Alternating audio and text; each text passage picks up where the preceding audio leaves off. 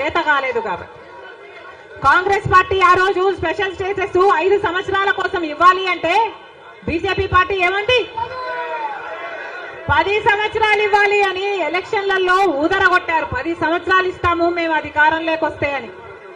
ఇక చంద్రబాబు గారు అయితే 15 సంవత్సరాలు మాకు స్పెషల్ స్టేటస్ కావాలి అని కొట్లాడాడు.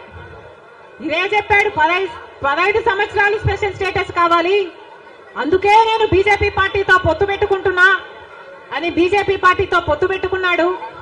వాళ్ళ మంత్రివర్గంలో కేంద్ర మంత్రులు కూడా అయ్యారు టీడీపీ నాయకులు.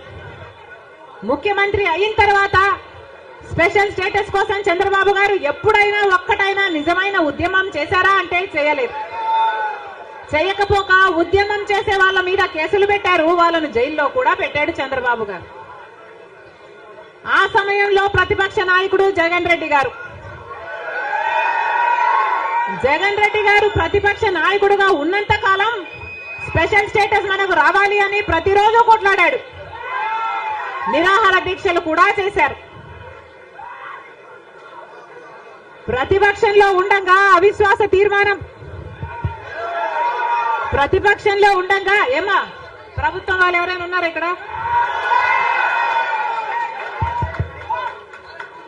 ప్రతిపక్షంలో ఉండగా జగన్ రెడ్డి గారు చెప్పిన మాట, మేము అవిశ్వాస తీర్మానం ప్రవేశపెడతాము, తెలుగుదేశం పార్టీ ఎంపీలు అందరూ కూడా మద్దతు ఇవ్వండి, మూకుమ్మడి రాజీనామాలు చేస్తే స్పెషల్ స్టేటస్ ఎందుకు రాదో చూస్తారన్నాడు జగన్ రెడ్డి. ఆఖరికి జగన్ రెడ్డి గారు ముఖ్యమంత్రి అయిన తర్వాత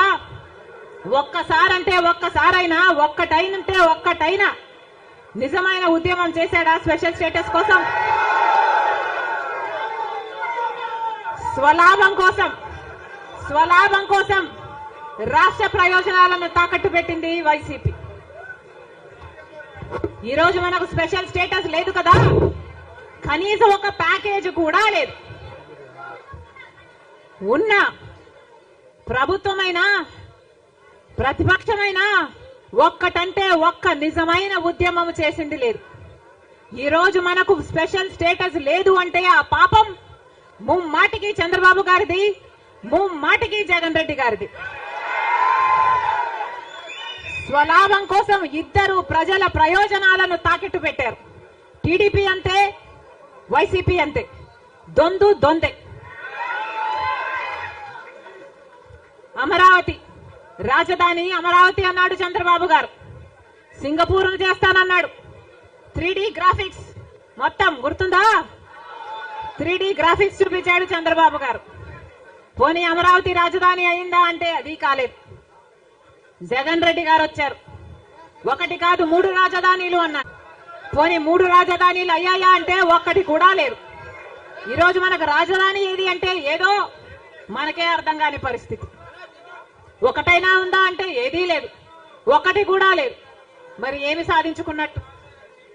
పోలవరం ప్రాజెక్ట్ ఎప్పుడో 1941లో